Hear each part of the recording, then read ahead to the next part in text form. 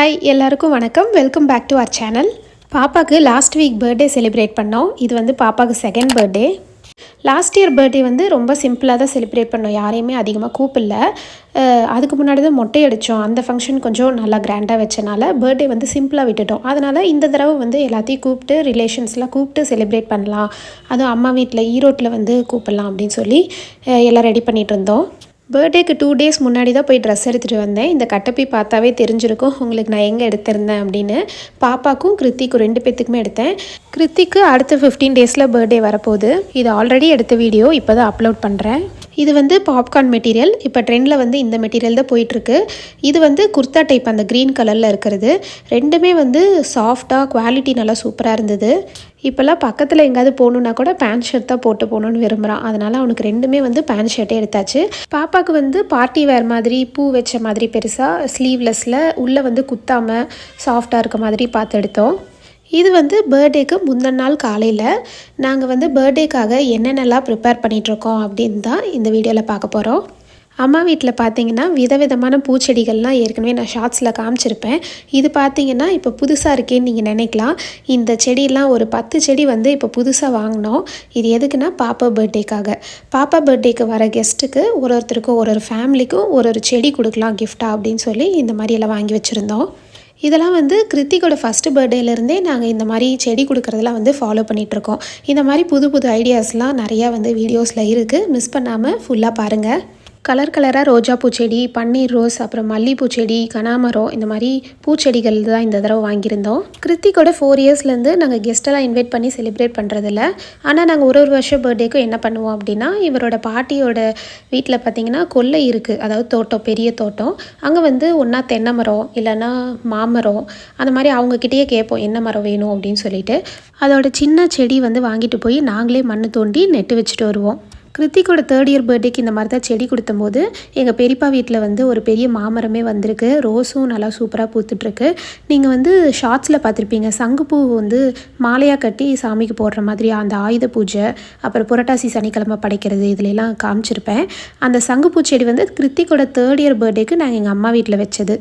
எல்லா கெஸ்ட்டுக்குமே வந்து அந்த செடியை பார்க்கும்போது எங்கள் ஞாபகம் வரும். அதே மாதிரி எங்களுக்கும் வந்து இந்த பர்த்டேயில் எங்களால் ஒரு செடி மரம் வளருது அப்படின்னு எங்களுக்கு ஒரு சின்ன சந்தோஷம். அப்புறம் பர்த்டேக்கு டின்னருக்கு வந்து நாங்களே ரெடி பண்ணலாம் அப்படின்னு ஒரு ஐடியா வச்சுருந்தோம். அதுக்காக முந்தின நாளே எல்லாம் ப்ரிப்பேர் பண்ண ஸ்டார்ட் பண்ணியாச்சு. இட்லிக்காக அம்மா மாவு அரைச்சிட்ருக்காங்க. நான் வந்து ஜாமுனுக்கு ரெடி பண்ணுறேன். இந்த பை 1 get 1 பேக்கெட் ஃப்ரீ இருக்கும் இல்லையா, அதில் 2 பேக்கெட்டுமே சேர்த்துக்கிட்டேன். நிறையா பேர்லாம் கூப்பிடல, ஒரு 20 மெம்பர்ஸ்குள்ளே தான் கூப்பிட்ருந்தோம். ரொம்ப க்ளோஸ் ரிலேஷன்ஸ் தான் கூப்பிட்ருந்தோம். ஸோ இந்த 2 பேக்கெட் செஞ்சாவே கரெக்டாக இருக்கும். இதுக்கு தண்ணி வந்து தொளிச்சு தான் வந்து மாவு பிசைஞ்சுக்கணும். கொஞ்சம் அதிகமாக போச்சுனாலும் அப்புறம் ரொம்ப பிசு பிசுன்னு கையில் ஒட்ட ஆரம்பிச்சிடும். பேக்கெட்டில் வந்து 1/4 டம்ளர் தண்ணி ஆட் பண்ணால் போதும்னு போட்டிருந்துச்சு ஒரு பேக்கெட்டுக்கு. பட் ஆனால் எனக்கு 1/2 டம்ளர் தேவைப்பட்டுச்சு. 2 பேக்கெட்டுக்கும் சேர்த்து 1 டம்ளர் தண்ணி நான் வந்து ஆட் பண்ணேன், அதாவது 200 ml. ஃபஸ்ட்டு கொஞ்சம் மாவு எடுத்து நல்லா வந்து ஒரு ப்ரெஸ் கொடுத்து நல்லா அமுத்திட்டு, அப்போ தான் வந்து வெடிப்பு இல்லாமல் இருக்கும். அதுக்கப்புறம் உள்ளங்கையில் வந்து நெய்யோ இல்லை ஆயிலோ அப்ளை பண்ணி அதுக்கப்புறம் உள்ளங்கையில் வச்சு ரோல் பண்ணுங்கள். அம்மா வந்து ஜீரா ரெடி பண்ணிட்டாங்க. 800 ml தண்ணிக்கு 800 கிராம் வந்து சுகர் ஆட் பண்ணியிருக்காங்க. எவ்வளோ ஆட் பண்ணாலும் 2 ஈக்குவலாக இருக்க மாதிரி இருந்தால் டேஸ்ட் வந்து சூப்பராக இருக்கும்.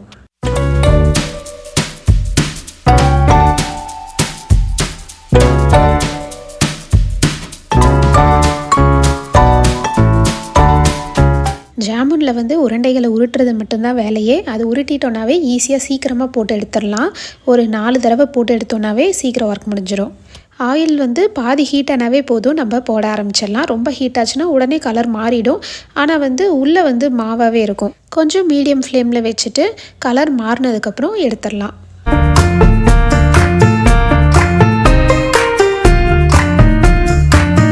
இந்த உருண்டைகள்லாம் ஜீராவில் சேர்த்தும் போது ஜீரா வந்து பாதியாச்சும் ஆறி இருக்கணும், அப்போ தான் கரைஞ்சி போகாமல் இருக்கும்.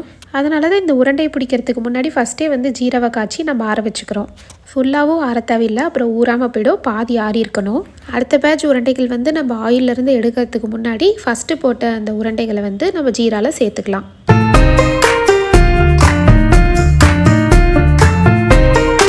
நாளைக்கு வந்து வெஜிடபிள் ஃப்ரைட் ரைஸும் ஒரு டிஷ்ஷாக வந்து பிளான் பண்ணியிருக்கோம். அதுக்கு வந்து இஞ்சி பூண்டு பேஸ்ட் இப்போ ரெடி பண்ணிகிட்ருக்கேன். அதுவும் இல்லாமல் இப்போ டின்னருக்கும் வந்து சேர்த்து ரெடி பண்ணிகிட்ருக்கோம். ஒரு 2 கட்டி பூண்டு, ஒரு விரல் நீட்டத்துக்கு இஞ்சி இதெல்லாம் பேஸ்ட் மாதிரி பண்ணி வேறு எதுவுமே ஆட் பண்ணல. இதை மட்டும் தண்ணி ஊற்றி அரைச்சி ஒரு பாக்ஸில் போட்டு ஃப்ரிட்ஜில் ஸ்டோர் பண்ணி வச்சாச்சு. டின்னருக்கு வந்து தக்காளி குழம்பு அம்மா ரெடி பண்ணியிருந்தாங்க. டின்னரில் சாப்பிட்டு முடிச்சுட்டு அடுத்தது டெக்கரேஷன் ஒர்க்குக்கு போயாச்சு. எனக்கு பலூன் ஆர்ச் மாதிரி செய்யணும் அப்படின்னு சொல்லி ரொம்ப ஆசை. கிருத்திகோட ஃபஸ்ட்டு பர்த்டேலேருந்தே அந்த மாதிரி பண்ணணுன்னு நான் ரொம்ப ட்ரை பண்ணிகிட்டே இருந்தேன். பட் ஆனால் என்னால் செய்ய முடியல. அதுக்கு வந்து கயிறு போட்டு கட்டணும் அப்படின்னு நாங்கள் திங்க் பண்ணிகிட்டு இருந்தோம். அதுக்கெலாம் வந்து நிறைய வேலை வாங்கும், ரொம்ப டைம் ஆகும். அதுவும் இல்லாமல் நம்மளாலெல்லாம் செய்ய முடியுமா அப்படின்னு சொல்லி ஒரு கொஷின் மார்க்லேயே இத்தனை பர்த்டேஸும் ஸ்கிப் பண்ணி இது வரைக்கும் வந்தாச்சு. இந்த தடவை வந்து ஒரு ஈஸி மெத்தட் வந்து கண்டுபிடிச்சிருந்தேன். அதனால் ட்ரை பண்ணி பார்க்கலான்னு சொல்லி ட்ரை பண்ணேன். சூப்பராக ஒர்க் அவுட் ஆயிருந்தது. அழகாக வந்து ரொம்ப ஈஸியாகவும் வந்திருந்தது. அதுக்கு வந்து ஒரு 70 பலூன்ஸ் கிட்ட தேவைப்படும். ஸோ எல்லாமே நாளைக்கு ஊற்றினா லேட் ஆகிடும்ன்ட்டு இப்போ கொஞ்சம் ஊத ஆரம்பிச்சிடலாம். நைட்டே வந்து ஒரு 20 பலூன்ஸ் கிட்ட ஊதி வச்சுருந்தேன். ஃபுல்லாக ஊதுறதுக்கும் எனக்கு பயமாக இருந்துச்சு. எல்லாமே இப்போ ஊதி நைட்லாம் வெடிச்சிருச்சுன்னா குட்டி ஆயிடுச்சுன்னா என்ன பண்ணுறது அப்படின்னு சொல்லி கொஞ்சம் தான் ஊதி வச்சுருந்தேன் மீன்ஸ் இந்த மிஷினில் ஊதி ரெடி பண்ணி வச்சுருந்தோம். இது அடுத்த நாள் காலையிலேயே ஆர்ச்செல்லாம் செஞ்சு ரெடி பண்ணி வச்சுட்டா ஈவினிங் வந்து டைப் பண்ணிக்கலாம், ஈஸியாக வந்து டெக்கரேட் பண்ணிக்கலாம்னு சொல்லி இப்போயே ரெடி பண்ணிகிட்ருக்கோம். அதனால் மீதி பலூன்ஸும் இப்போவே எல்லாம் ஊதி ரெடி பண்ணிகிட்ருக்கோம். நான் ஈஸி மெத்தடில் ஆர்ச் வந்து ரெடி பண்ணுறதுக்கு சொல்லியிருந்தேன் இல்லையா, அதுக்கு வந்து இந்த டேப் தான் வந்து யூஸ் ஆகும். இது ஃபேன்சி ஸ்டோரில் பலூன்ஸ்லாம் வாங்குறீங்களா அந்த ஷாப்ஸ்லேயே வந்து கிடைக்கும். இது லாஸ்ட் இயரே நான் வாங்கியிருந்தேன். பட் இது எப்படி யூஸ் பண்ணுறதுன்னு தெரியாமல் நான் அந்த ஆர்ச் செய்யாமல் விட்டுட்டேன். பலூனை வந்து அடியிலேருந்து நாட்டு வரைக்கும் வந்து மேலே கொண்டு வந்துடணும். அதுக்கப்புறம் மறுபடியும் இன்னொன்று அகெயின் இந்த மேலே இருக்கிறத வந்து மறுபடியும் பின்னாடி பக்கம் விட்டு இந்த பெரிய ஹோல் வழியாக வெளியே கொண்டு வரணும்.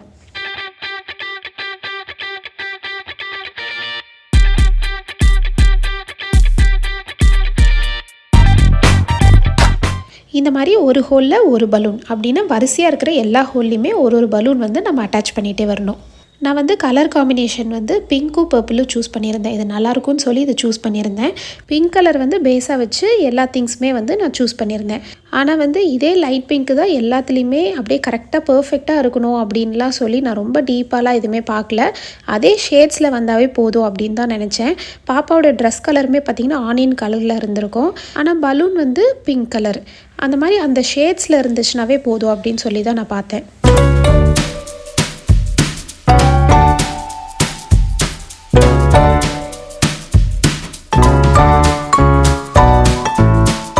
இது வந்து பலூன் ஊதுறதுக்கு தான் டைம் எடுத்துக்குதே தவிர இது ரெடி பண்ணுறதுக்கு இந்த டேப்பில் வந்து ஃபிட் பண்ணி எல்லாமே ஃபுல்லாக ஆர்ச் வந்து ரெடி பண்ணுறதுக்கு ஒரு 1/2 hour தான் ஆச்சு. ரொம்ப சீக்கிரமாகவே ரெடி பண்ணிட்டோம்.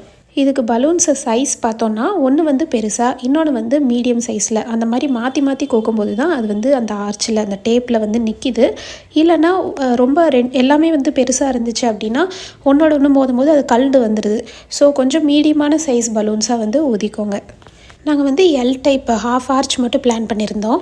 இது வந்து அப்படியே எடுத்து உள்ளே வச்சாச்சு. ஈவினிங் வந்து இது டைப் பண்ணதுக்கப்புறம் குட்டி பலூன்ஸ்லாம் உள்ளே வந்து எக்ஸ்ட்ரா ஃபிட் பண்ணுறதெல்லாம் இருக்கும்.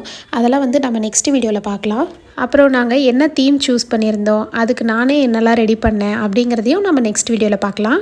டெக்கரேஷனுக்கு வந்து நாங்களே நிறையா திங்ஸ் பண்ணுற மாதிரி இருந்துச்சு. அதனால் நிறைய அதுக்கு டைம் தேவைப்பட்டுச்சு. அதனால் டின்னர் செய்ய டைம் பத்தாமல் போயிடுச்சுன்னா என்ன பண்ணுறது அப்படின்னு சொல்லிட்டு 2 ஐட்டம் வந்து நாங்கள் வீட்லேயே செய்கிற மாதிரி பிளான் பண்ணியிருந்தோம். அப்புறம் ஸ்டார்டரும் இன்னும் ஒரு ஐட்டம் மட்டும் கடையில் வாங்கிக்கிற மாதிரி ஐடியா பண்ணியிருந்தோம். அதுலேயுமே ஒரு ஐட்டம் நான், இன்னொரு ஐட்டம் அம்மா செய்கிறது அப்படின்னு சொல்லி ஷேர் பண்ணிக்கிட்டோம். ஈவினிங் ஒரு 4:15க்கு மேலே வந்தோம். ஒரு 6 o'clockலாம் நாங்கள் செஞ்சிட்டோம். நான் வந்து வெஜிடபிள் ஃப்ரைட் ரைஸ் செஞ்சேன். அம்மா வந்து இட்லி, வெஜிடபிள் சாம்பார், சட்னி. ஃப்ரைட் ரைஸ்க்கு வந்து கேரட், பீன்ஸ், அப்புறம் கேப்சிகம் 2, அதுக்கப்புறம் முட்டைக்கோஸ் இந்த 4 காயும் நான் சேர்த்துக்கிட்டேன். டின்னரில் வந்து பிளேட்டில் வச்ச எல்லா ஐட்டம்லேயுமே ஃப்ரைட் ரைஸ் தான் ரொம்ப சூப்பராக இருக்குது அப்படின்னு சொல்லி மறுபடியுமே எல்லோரும் போட்டுக்கிட்டாங்க. அதை நான் எப்படி செஞ்சேன்னு நான் காமிக்கிறேன். இது வந்து சாம்பாருக்கு கேரட், பீன்ஸ், கத்திரிக்காய் இந்த காய்கள் மட்டும் சேர்த்துக்கிட்டோம். 2 டம்ளர் அதாவது 400 கிராம் பாஸ்மதி அரிசி நான் ஊற வச்சுருந்தேன். காய் அரிகிற வரைக்கும் ஒரு 15 minutes ஊறி இருக்கும். ஃபஸ்ட்டு அதை வேக வச்சு ஆற வச்சுக்கலாம். வேக வைக்கும்போது அந்த கொதிக்கிற தண்ணியிலேயே பிரியாணி இலை, 2 ஏலக்காய், 2 drops ஆயில் இது மட்டும் சேர்த்துக்கிட்டேன். நல்லா வாசமாக இருக்கும்.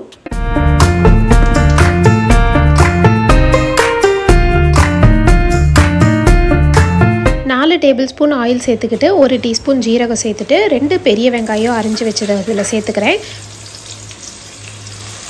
4 பச்சை மிளகாவும் சேர்த்துட்டு இதை நல்லா வதக்கிக்கலாம். அப்புறம் இது கூட 2 ஸ்பூன் இஞ்சி பூண்டு பேஸ்ட்டு ஆல்ரெடி ரெடி பண்ணி வச்சதை இதை சேர்த்துக்கிறேன். இதை ஒரு 2 நிமிஷம் நல்லா ஃப்ரை பண்ணிவிட்டு அதுக்கப்புறம் அரிஞ்சு வச்ச வெஜிடபிள்ஸ் எல்லாமே நான் இதில் சேர்த்துக்கிறேன். காய்க்கு தேவையான அளவு தூளுப்பு இதில் சேர்த்துக்கிறேன். சொல்ல மறந்துட்டேன், பாஸ்மதி அரிசி வேக வைக்கும் போதே அதுக்கு தேவையான அளவு கல்லுப்பு நான் தண்ணியில் சேர்த்துக்கிட்டேன். இதை வந்து ஒரு 5 மினிட்ஸ் அப்படியே இந்த ஆயிலே வந்து ஃப்ரை பண்ணிவிட்டு இதுக்கு தண்ணி சேர்க்கல, அப்படியே ஒரு மூடி வச்சுட்டேன். ஒரு 5 to 10 மினிட்ஸ் நல்லா வேகட்டும்னு. ஏதோ அடிப்பிடிக்கல, ஆயில் இருந்தனால அந்த ஆயிலே நல்லா ஃப்ரை ஆச்சு. இது கூட வந்து ஹாப்பிமா ஃப்ரைட் ரைஸ் மசாலா பவுடர் நான் சேர்த்துக்கிட்டேன். ஒரு பேக்கெட் ஃபுல்லாகவே சேர்த்துக்கிட்டேன். இதுலேயே நல்லா உப்பு இருந்துச்சு. நம்ம வந்து நார்மலாக வீட்டில் ஃப்ரைட் ரைஸ் செய்வோம்ல, லஞ்ச் பாக்ஸ்க்கு அந்த மாதிரி டைமில் இந்த மசாலா மிக்ஸ் நான் சேர்த்துக்க மாட்டேன். இதுக்கு பதிலாக பருப்பு பொடி இருந்துச்சுன்னா நான் அதை சேர்த்துக்குவேன். இன்றைக்கி பருப்பு பொடியும் இல்லை, அதுவும் கெஸ்ட்டெல்லாம் வராங்க, டேஸ்ட்டாக இருக்கணும் அப்படின்னு சொல்லி இந்த மசாலா மிக்ஸையும் நான் சேர்த்துக்கிறேன். அப்புறம் இது கூட 3 ஸ்பூன் டொமேட்டோ சாஸும் சேர்த்துக்கிட்டேன். இந்த சாதத்தை வந்து ஒரு பேஷனில் சேர்த்துட்டு 2 டேபிள் ஸ்பூன் ஆயில் சேர்த்துட்டு மிக்ஸ் பண்ணி ஆற வச்சுருந்தேன்.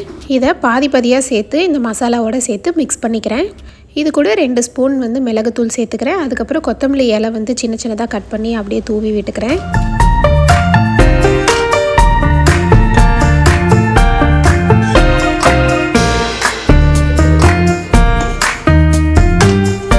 இன்னொரு அடுப்பில் வந்து சாம்பாருக்கு ரெடி ஆகிட்டுருக்கு, காய் வெந்துட்டுருக்கு. இந்த சாப்பாடும் மசாலாவும் எல்லாமே மிக்ஸ் ஆனால் போதும். இந்த சாப்பாடு சேர்த்ததுமே உங்களுக்கு ஒரு வேளை உப்பு பத்தலைன்னா நீங்கள் அப்போவே வந்து ஸ்டார்டிங்லேயே வந்து தூளுப்பு தூவி எல்லாமே அட் அ டைம் ஒன்ஸ் வந்து மிக்ஸ் பண்ணால் போதும். இது வரைக்கும் சாப்பாடு எதுவும் உடையில, ஆயில் போட்டு மிக்ஸ் பண்ணனால அப்படியே தான் இருக்குது. இது சூடாக இருக்கட்டும்னு சொல்லி ஹாட் பாக்ஸில் போட்டு எடுத்து வச்சாச்சு. இன்னும் நாங்கள் என்னென்ன ஐட்டம்லாம் வச்சு சர்வ் பண்ணோம், எப்படிலாம் டெக்கரேட் பண்ணோம், எப்படி வந்து பர்த்டே வந்து செலிப்ரேட் பண்ணுறதுலேயும் நான் நிறையா நியூ ஐடியாஸ்லாம் வந்து ஆட் பண்ணியிருக்கேன். ஸோ மிஸ் பண்ணாமல் நெக்ஸ்ட் வீடியோ பர்த்டே செலிப்ரேஷன் வீடியோவும் பாருங்கள். இந்த வீடியோ உங்கள் எல்லாத்துக்கும் பிடிச்சிருக்குன்னு நினைக்கிறேன். இந்த வீடியோ பிடிச்சிருந்தா ஒரு லைக் கொடுங்க, நம்ம சேனலுக்கு சப்ஸ்கிரைப் பண்ணுங்கள், நிறையா பேத்துக்கு ஷேர் பண்ணுங்கள். இந்த வீடியோவில் உங்களுக்கு எந்த விஷயம் பிடிச்சிருந்தது அப்படின்னு சொல்லி மறக்காமல் கமெண்ட் பண்ணுங்கள். தேங்க்யூ.